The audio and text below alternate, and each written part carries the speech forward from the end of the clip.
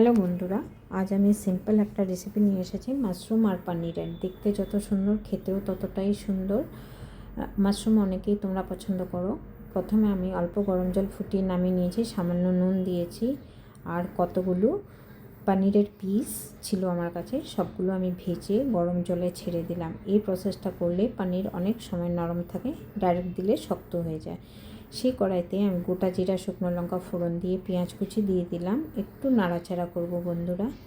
এই রেসিপিতে আমি আদা দিইনি, তোমরা ইচ্ছা হলে আদা দিও, আমি দিইনি। সামান্য নুন দিলাম।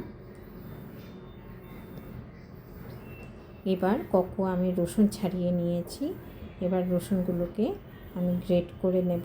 রসুন গ্রেট করে এই পেঁয়াজের সাথেই আমি দিয়ে দিলাম। একটু নাড়াচাড়া করব। মাশরুমগুলো আমি হলুদ জলে খুব ভালোভাবে ধুয়ে রেখেছি। মাশরুম কখনো জলে ভিজিয়ে রেখো না, প্রচুর জল সোক করে।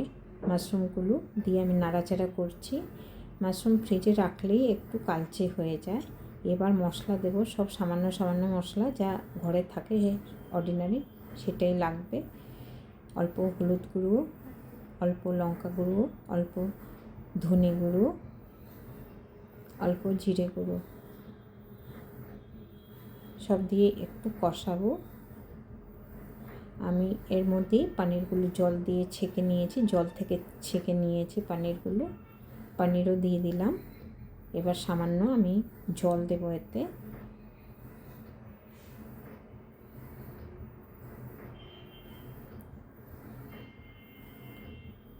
একটু চাট মশলা আর একটু গরম মশলা দিলাম। চাট মশলার জন্য এই রেসিপিতে খুব সুন্দর একটা টেস্ট আসে। এবার একটু জল দিয়ে দেব। আমার মাশরুমগুলোর থেকে কদিন ধরে এনে রেখেছিলাম বলে জল বেরোয়নি। তোমরা জল দিও না, কেন মাশরুম থেকে প্রচুর জল বেরোয়।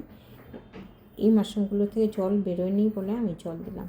দেখো বন্ধুরা, এটা শুকনো লঙ্কা কেমন গোল, কাঁচাতে দেখলে কুল মনে হবে, একদম রাউন্ড। এটা একটা ভ্যারাইটি। তুলে ফেলে দিচ্ছি, বেশি ঝাল হয়ে যাবে। আমি একটু ভাজা ভাজা করলাম, জলটা শুকিয়ে এলো, একদম কষিয়ে নেব। আমি আর কোনো ঢাকি নেই। আমার রেসিপিটা তৈরি। কেমন লাগলো আমার রেসিপিগুলো কেমন লাগে, প্রত্যেকটা রেসিপি আমাকে নিশ্চয়ই জানাবে, আমার সঙ্গে থাকবে। এই রেসিপিটা ভাত, রুটি, পরোটা সবার সাথে বেশ ভালো লাগবে। একবার করো। আর আমার ভিডিওগুলো যদি ভালো লাগে, লাইক, কমেন্ট, শেয়ার করতে ভুলো না। তোমরা না বললে তো আমি কিছুতেই জানবো না আমি কি করছি না। তোমরা সঙ্গে থাকবে, তবেই তো আমি ভালো ভালো ভিডিও দিতে আমারও ভালো লাগবে। ভালো থেকো বন্ধুরা, আবার থেকে বলছি, সঙ্গে থেকো।